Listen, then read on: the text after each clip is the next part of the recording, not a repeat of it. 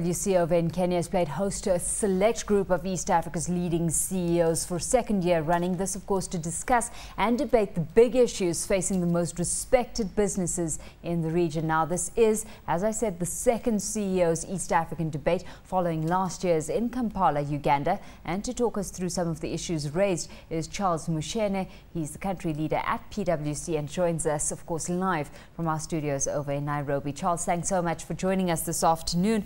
Well, East African companies have certainly suffered the perfect storm. We've had the global recession, drought, political instability as well. Let's look at some of the survival tactics businesses have employed to weather the storm and what this says about the reliance or the resilience of business operating in the region. Yeah, certainly. I'll be happy to share that with you. We carried out a survey of CEOs as part of a regular survey, East Africa's most respected companies survey, which is in its 10th anniversary. But as you say, this is the second time when we have involved CEOs in a debate. And this year, we asked them to tell us how they have survived the hard times. And much more importantly, what is it that they're thinking about the future? We themed the whole debate around rethinking and the future and repositioning the future, in the sense that we now have got a new normal. Things are not the way they were before, and businesses have got to survive the hard times, but at the same time think long term and as to how they thrive into the longer term. So the businesses told us that over the last year it's been pretty difficult. That very many of them have focused pretty much around cost containment. They realized that that's where the quick gains were, and they needed to conserve the resources. A number of them did defer their capital expenditure, and they're now redirecting the resources that they've saved in that area to the more critical areas. They're redirecting them to the areas of risk management as well as talent management. So I think we're going to see a lot more focus in those areas in the years to come. We know that last year, Charles, amidst the financial crisis, one of the themes to emerge from the debate was the need to strengthen untapped domestic markets and regional, rural markets as well. We've certainly seen more of a focus from business on cross-border activity in terms of trade in various sectors, ranging from tourism right across through to banking. What have you made of the progress we've seen in that regard, specifically in the next year, given that it was such a tumultuous period? Yeah, you're absolutely right. There's a great theme around competitiveness, and one of the essential ingredients of competitiveness is reach to the market and the routes to market and access to markets. And businesses in the region do recognize that small geographical regions are not viable, that you need larger economic blocks. And over the weekend, as we are celebrating the most respected companies and talking about the big business issues, we were also celebrating the signing of the East African Common Market Protocol, which is great news for the business community. It's a demonstration of the political commitment towards making East Africa one large economic bloc. I think the will is there. I think now over the next few months and the next year, we are going to see the ratification of the protocols, and then we move on to implementation. And a lot of businesses are positioning themselves to tap the markets, because we realize that the paradigm has shifted. It's moved. The traditional markets of the West are no longer going to be the big markets for tomorrow. The markets for East African businesses are going to be the rest of Africa, as well as Asia and the Middle East. And businesses are now preparing themselves for that changed Of course, signing this common market protocol has been a welcomed thing. This especially after East African governments had been challenged to create the right policy framework to attract not only foreign direct investment, but also to facilitate East African trade moving forward.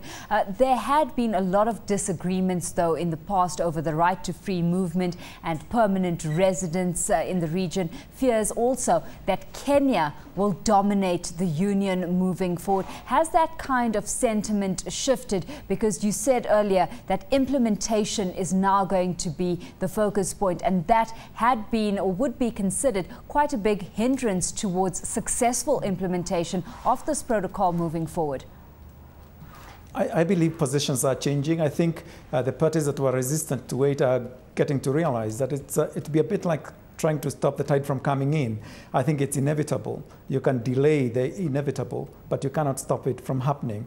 And now we are seeing the parties that were opposing the common market, they were, in particular when it comes to a movement of resources and around intra-East Africa tariffs, softening their positions. And I think they do recognize that we are much better off as one big unit rather than small competing countries. And for the long term, the common market is the best savior for the East African economies. What this, of course, brings into the spotlight is infrastructure and constraints in that regard. Analysts have been saying that this could well cripple the efficiency of a common market. This is a plight that is suffered by businesses operating in the region. I mean, Kenya has launched various infrastructure bonds in a bid to actually develop this area. Do you see Kenya in line and meeting 2030 goals?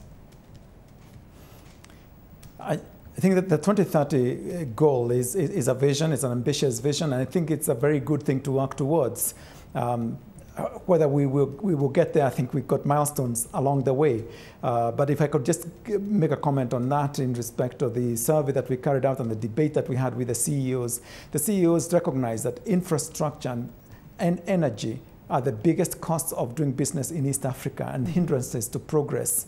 And therefore they identify those are the areas that require attention. But the CEOs also did recognize that the governments in the region are doing a lot towards improving infrastructure and also trying to bring down the cost of energy. So the activities that we see around green energy, which is becoming topical, trying to use water and wind a lot more and solar energy, and the work that is taking place around the infrastructure bonds, as you've mentioned, to finance this progress, all are going to go a great way towards achieving that objective and achievement of the 2030 vision. Let's look at another overarching concern. I mean, political instability, both the lack of consistency at a policy level and the lack of political will to actually fight corruption have always stood in the spotlight. What's the report card on government from the individual East African countries looking like at the moment? Businesses still continue to be worried about the consistency of policies. It's all part of the political risk that a year ago the CEOs told us they were much more worried about than the economic crisis. And that has continued, but I think we've seen a tapering of that. I think we've got a lot more political stability. Last year we had a few problems in Kenya, but that is now behind us, hopefully. Businesses are looking towards governments engaging the private sector much more, and the private sector is much more interested in becoming a party to the solutions. They recognize that we've got to have collaboration. The we-them kind of attitude has to change, and we're seeing a lot more collaboration. We are seeing a lot more of prime ministers and presidents roundtables whereby the private sector is engaged. And I think we are going to see much more progress in that area. You talked about corruption. Corruption continues to be a major problem. We had a survey released recently by Transparency International, which indicted our countries.